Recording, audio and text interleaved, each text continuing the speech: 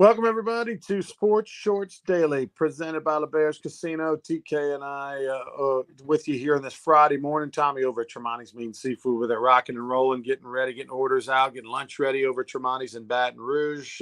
Great place to go right there off Jefferson. I am at an undisclosed location presented by the Louisiana Sports Hall of Fame. And also, of course, we're always everything Sports Shorts related, be radio, daily, presented by LeBears Casino, where people are going to be next 2 weeks buzzing, getting their bets in postseason. You know, when you get to the Super Bowl, there's a million bets you can make. You can do all of that at the sports book at LeBears. You know, over under how many, you know, what the color of the Powerade's going to be, you know, how long the anthem's going to be, all that stuff. That's all my favorites. You can do all that at LeBears. Go check them out in Baton Rouge. All right, TK. So today on the show, a lot to get to. NBA discussion. There's a lot of conversation about the 65 game minimum rule. We'll explain that in a minute. No NBA players on the All-Star team for the Pelicans. You know, Pelicans having a playoff team, 7th, I think, at the moment in the league. In the West, no All-Stars, not one. That's interesting. There was an incident in college basketball involving Rob Carpenter with New Mexico State. We'll talk about that. I think the kid should be arrested. He threw a punch. He got ejected from the game, but I'm not hearing anything about him being arrested. We'll get into thoughts on that. Pro Bowl weekend. Remember when Pro Bowl was a big deal? It's not anymore. We'll discuss. You probably didn't even know that. Most people don't know the Pro Bowl's going on this weekend. We'll tell you what that means. The LSU men are going to host a little morning breakfast at the PMAC tomorrow morning, 11 a.m. Arkansas. So we'll have some live updates on Sports Shorts Radio, the second hour of the show. The men have lost 3 in a row. They're at home against Arkansas at 11 a.m. Hopefully they can get back in the win column. They're 3-4 in the SEC. No coordinator yet for the New Orleans Saints. We've got Dan Quinn going to be the new coach at Washington. Seattle got their guy. I mean, like, it's everybody's moving on, but no coordinator yet with the Saints. Tommy will give us his thoughts on that, and you might be surprised a name that he might throw out there as a potential candidate. And want to get to LSU baseball. That's cranking up. I mean, folks can go out there now and watch scrimmages. TK will give you the schedule on that, and there'll be some changes with the weather. Oh, by the way, for those folks out there that are Crew of Orion fans, I'm a member of Crew of Orion. I ride in the parade. It's been moved now until Sunday as a precaution due to weather expected on Saturday night in Baton Rouge. The Crew of Orion, the best parade in Baton Rouge, lighted floats, lighted throws. I mean, it's a pretty awesome deal. They ride through the convention center. It's now going to be Sunday night at 6:30 in downtown Baton Rouge. So Crew of Orion, make your plans to be there. The gala and the party and all that is going to happen Saturday night in the convention center. They could move that as well, but the parade will be Sunday at 6:30. So a little bit of a disappointment there. It is what it is. I was fortunate, Tommy, rode in Toth for many, many, many years. Toth is the giant day parade in New Orleans before Bacchus. Rolls at like mid-noon, 12:30, and has the longest route in Mardi Gras. And Toth, there's 3 mega crews, Endymion, Toth, and Bacchus. And for some reason, Toth just lived right. It might have weather for Endymion, might have weather for Bacchus. Toth was never rained out. It's unbelievable. Just very fortunate. All right, TK. Let's start in the NFL.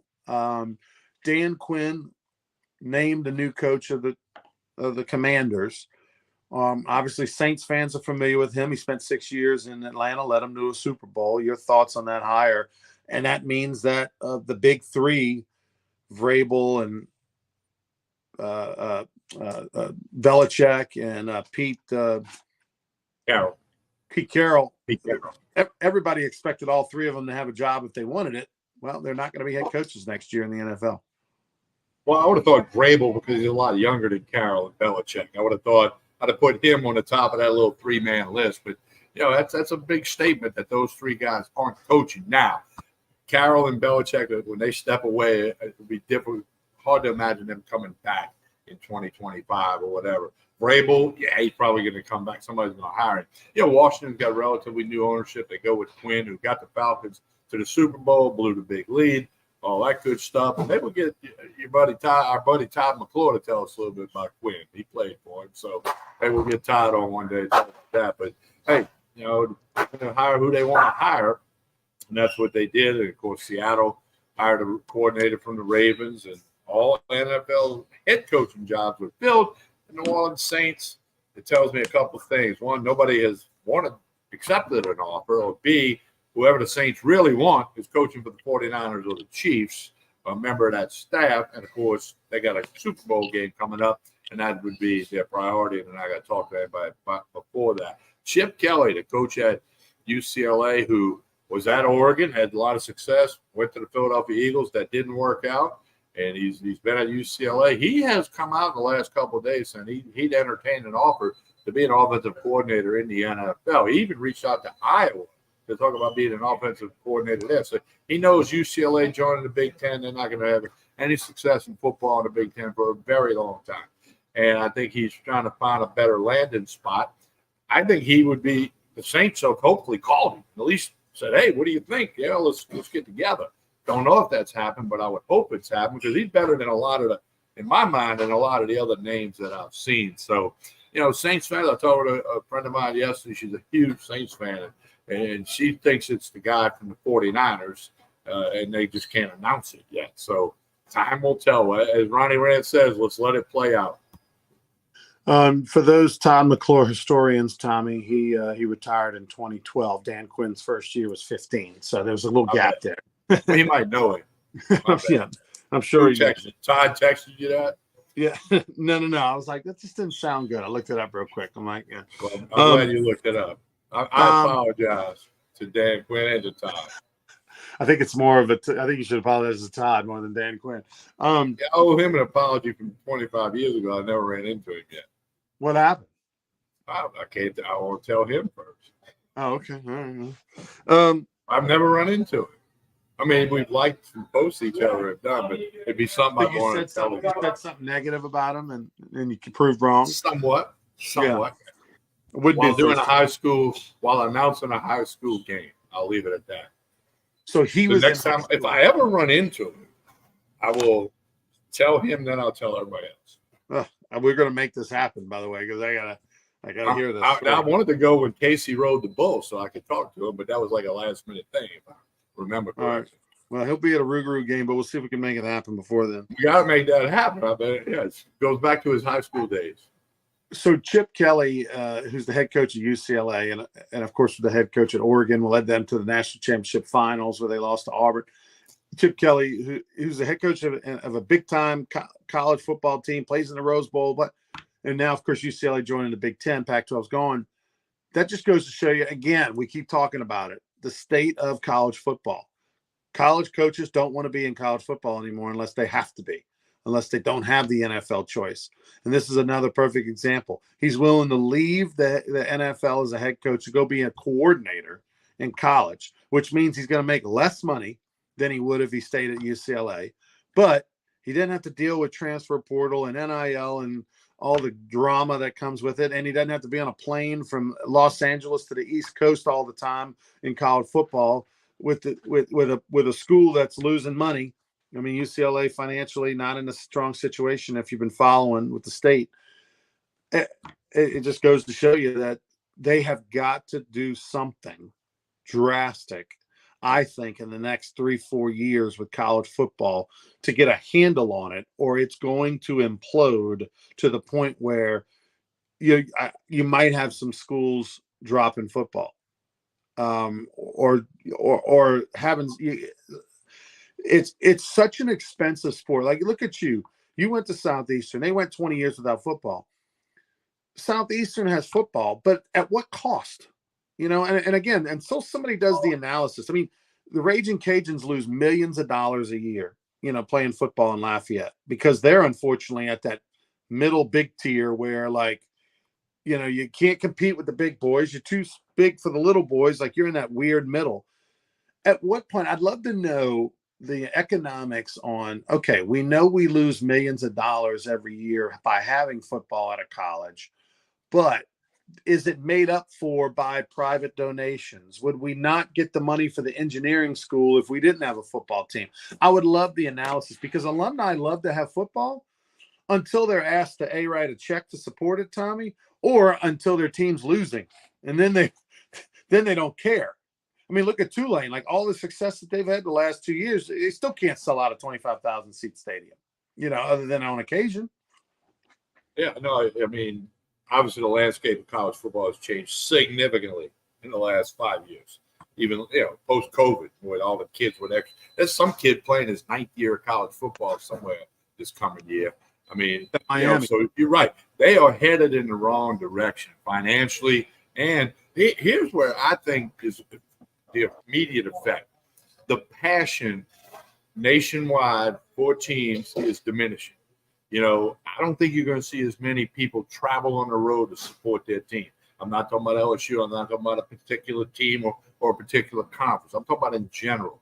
It's going to be like, oh, yeah, game Saturday. Yeah, I'm going to go, or I'm going to watch. Got some people coming to the house, or I'm going to go to LeBears and watch the game. But that passion that has existed with thousands of people traveling on the road, especially if it's a drivable road trip, and, the tailgating all day and all night, that's going to diminish because of the landscape changing. Look, somewhere on Saban's list, NIL is why he's not coaching next year. Okay, I'm not saying it's the main reason. I don't know where on the list, but I guarantee put some truth serum in him. Sooner or later, he'd say, yeah, dealing with that didn't make it what he did for 40-something years prior to it being in existence, okay? And so, it's unfortunate because I don't think that like you say, the 3-4 year picture is not good today. Now, can they do some things in the next 12 months to make that picture better? That falls on the NCAA, but they can't depose anybody. They got no legal power. There's no teeth. Yeah. There's no real. I mean, they got a leader, but he can't lead like you would want a leader to lead. So I think you're going to end up with 48 or 64 football teams and some. They've got to break. They'll have their own commissioner. They'll have their own board of directors, whatever you want to call it. Whatever. And then do their own TV contract. And, that's what I think is going to happen down the road. It's just, but, people are going to still watch games. They're still going to go to games. I think the passion, college football was built on passion. You loved your team. You loved that rivalry. You followed the Tigers to Starkville and over to Oxford for the game. And, I think that's going to diminish, especially because the economy sucks. So you're not going to drop that $2,500 to run up to Starkville or over to Auburn or Tuscaloosa or down to Gainesville that you would have done without even thinking about. People took days off of work to go to the recruiting bash not that long ago. People took a vacation day so they could spend the day at the LSU recruiting bash. And you and I, we all did radio from there for 10, 15 years. People wouldn't go during their lunch hour now to something like that. And all that changed. I get that. It's just a different world, and I think the passion is going to diminish in college football, which will translate to other sports, not right away. NFL news: the Pro Bowl is this weekend. It used to be, man, that a week after the Super Bowl, it was the biggest thing on TV. Everybody's in Hawaii. The game was entertaining. Then it started to not be because nobody wanted to play defense. And then it started to be, well, the money's so big, people don't want to go. And I mean, how can you lose money going to the Pro Bowl? You got to bring all your friends and family and pay for tickets and travel. And, the payout wasn't big. And so then you started seeing guys, if they were a little hurt, they wouldn't go. And then, so now backups were playing more and more. Now it's to the point where I think they made the right decision. They don't have a game.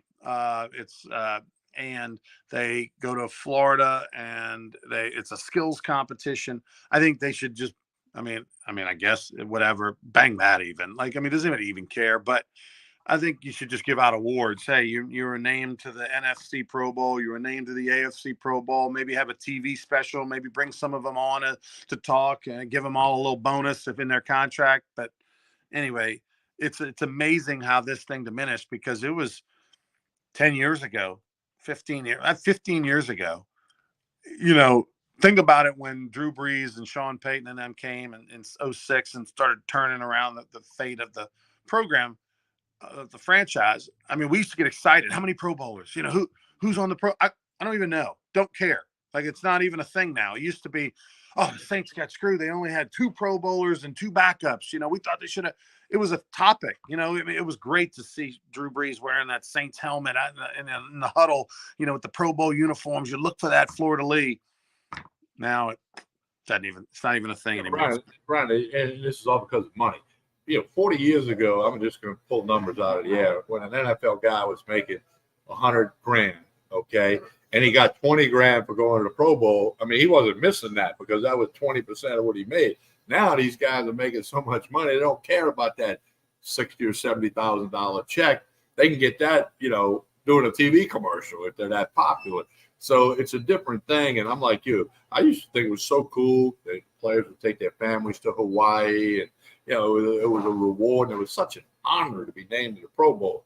Now, I had until you said it when we were prepping for the show this morning, I forgot the Pro Bowl was this week. And I can tell you this, I am not watching anything to do with the Pro Bowl. I won't put that on for 1 minute. I'd rather watch reruns of Married with Children. Yeah, exactly. I mean, it's amazing how it's changed. Let's talk NBA for a minute. We mentioned how the Pels don't have anybody on the All-Star team. This is an interesting situation. So last night, the Lakers travel cross country and they go take on the Celtics. No Anthony Davis, no LeBron James play in the game. They don't dress out. Okay. Injury or rest or whatever. Okay. Coach's decision is what they call it. Coach's decision, right? It's just to give them the night off, whatever. But I mean, and you think about the person who, for the Christmas, got their kids tickets to the Celtics Lakers game, thinking they were giving this great gift and all that. By the way, the Lakers won, which is so crazy. They went across the country, didn't have their two best players, and they won the game anyway. That just goes to show you how the NBA is. But it's like going to see it's like going to see Journey back in the 80s and Steve Perry decides, I don't want to sing tonight. I'm going to go get Ronnie Rance is going to fill in for me. What? About the Journey with Steve Perry, But the NBA came up with a rule that was agreed upon by the Players Association and the owners that there's 82 games in a season. You have to play in 65 of those 82 games to be considered for the MVP. And I think some other awards or whatever to trigger some bonuses and things. Joel Embiid is the big topic because Joel Embiid played yesterday. The Sixers are going to probably get in trouble because they didn't really disclose that he was hurt. He was obviously hurt. He got hurt again in the game. And part of the reason that Embiid played, they believe, is because, look, the guy's probably, he won the MVP last year. He's on pace to win the MVP this year for sure. So he wanted to make sure he got his 65. Well, is that in the best interest of the team? Is that in the best interest of Embiid for him to play when he's actually hurt because he's got to minimally? No, but he did. I don't know. Do we give him credit? Is it stupid on his part? But the NBA, which really should be the Players Association reps as well, are getting heat because they go, hey, man, if you want to be an MVP candidate, you have to have played in 60. To me, that's fair, but the reason that they put it in is because teams were taking the night off. Oh, you don't want to play? It's fine. When you've got 82 games and guys are getting paid $50 million, which the top end guys are literally getting paid $50 million a year. Hey, dude, strap it up and play. And the Embiid situation is a one-off rarity that you have a guy who probably felt like I've got to play because I want to win that MVP and I'm going to play hurt even maybe I shouldn't. That's a one-off situation. It doesn't make up for all the other guys like last night when the Lakers don't even go, hey, LeBron, I need you to play. Anthony, you're going to have off tomorrow. No, they just set them both. And they screw over the fans and they screw over the sponsors and they screw over the ratings on TV for these prima donnas that are getting paid full. It's like working a full-time job, Tommy, and they say, yeah, just show up half the time. It's fine. You don't have to work 40 hours. We're going to pay you for 40. You only got to work 20. That doesn't work. What I'd like to know, what is the definition of play in the game? Because if there's no definition, you could have the opening tip, okay? We go up and down the court once or twice. First ball out of bounds, boom, the horn goes off. Ronnie, go to the bench. I'm sure it's in the game in the rules, but I don't know it. Yeah, I don't know it either. No. But if the Players Association agreed to it, stop complaining. Go ahead. If you don't like it, go ahead and change it or work to change it. But you agreed to it, so don't say it's a bad rule. you didn't think it out properly when they voted it in. And I'm not saying every player voted for it, but it is what it is. And look, 2 weeks ago, my youngest grandson wanted to go to a Pelicans game. They were hosting Oklahoma City, and my daughter buys the tickets, near the court. They get down there, Zion's not playing. I think there was something with his ankle, but still, they bought those tickets like a couple of weeks before the game, and they went. It was mom and her youngest son just doing the sports thing, and he didn't play. And one of the reasons my grandson wanted to go was to see Zion play, and it didn't happen. And an injury, and it might have been an injury, but when they bought the tickets, they didn't know that. And I told my daughter that you don't know where they set them out now. If you look at the box score, it says did not play, coach's decision, or it'll say did not play, injury. And, now they still went to the game, had fun, and they enjoyed the Pelicans and the atmosphere and all that, but it wasn't what they thought they were going to get when they bought the ticket. And that's when LeBron and Anthony Davis were sitting out, like you said, what about that family that, put together the money to buy that ticket for the family of four, and now neither one of them are playing? That's the tough part of it, but that also tells you don't buy those tickets if you're not sure, especially if, it's a lot of money. Right. Yeah. I hate it for the fans, man. I hate it for myself too. I mean, there's been times where I I'm going to Pels games, show up. Oh, they're sitting Zion tonight. Oh, they're sitting other teams sitting their best player. Like, whoa, man. Wish I'd have known that, before I drove to, an hour and a half and the truth be told, the NBA might tell you they care about the fans, but they really don't. That's just facts. I mean, if you don't like me saying that, too bad, but that's reality. Nor does the NFL. I mean, in the big picture, yeah. Do they care about fans? Do they want them to buy gear? Yeah, but it's not near the top of the list. Let's leave it at that. LSU basketball, they host Arkansas tomorrow, 11 a.m. We'll talk about it the first hour of Sports Charts Radio. You can check that out from 10 to noon. We'll be at Calandro's tomorrow morning. So tune in on 104.5 ESPN Baton Rouge, presented by LeBear's Casino. Also, New Mexico State has a player named Rob Carpenter. He was injected from a game last night. He was getting boxed out. It was physical between he and the opponent, and he got frustrated and just flat out punched him in the face, dropped him to the ground. I mean, could have really did some damage. I mean, hit him in the eye kind of thing, like knocked him out. They ejected him out of the game. If you watch the replay, you go anywhere on the ESPN app, anywhere you're going to see it. New Mexico State player Robert Carpenter punches a player in the face, boxing out on a rebound.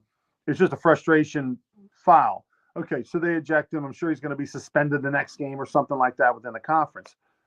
I think, Tommy, he should be arrested.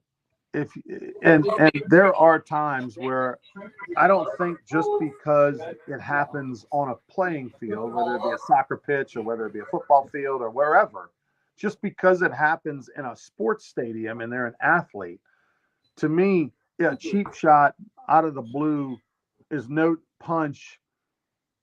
different than if you did it in a bar, if you did it walking down the street, if you did it at a restaurant, you did it in your office. These guys are working, right? I mean, if you're at your office and you get frustrated with an employee or a coworker, and you punch them in the face, you're going to be arrested. You're going to be sued. Well, I hope that the player that Robert Carpenter dropped, sues the hell out of him, which means he's also going to sue New Mexico State, and Robert Carpenter, to me, deserves to be some sort of misdemeanor or something. Like, I mean, it's assault, and again, watch the video. It's everywhere. And this isn't just the only situation. I mean, to me, there are times that it's legitimate.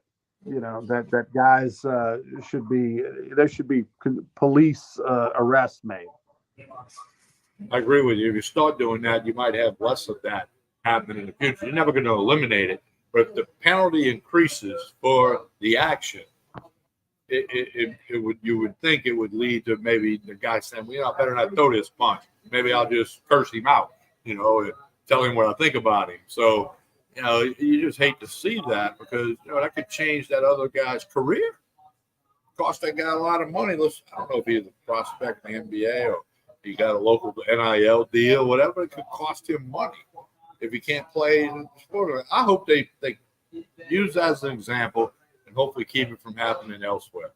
Yeah, I mean, look, Draymond Green, right? Everybody was making the comparison on social media that this guy's the Draymond Green of college basketball. It's different when you're pushing and shoving and you're face to face and you're talking smack and one guy pushes the other. No, no, no. I mean, not that that's okay, but that's different.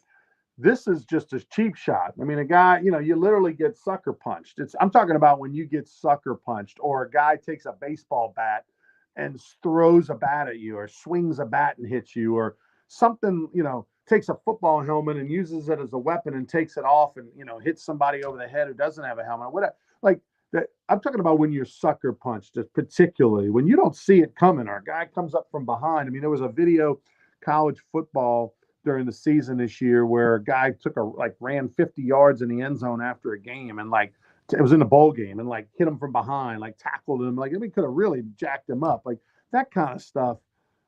That's what I'm talking about. That's criminal, in my opinion. And if you did that, I agree with you, Tommy. It would slow things down. Tell us about Tremonti's as we get out of here.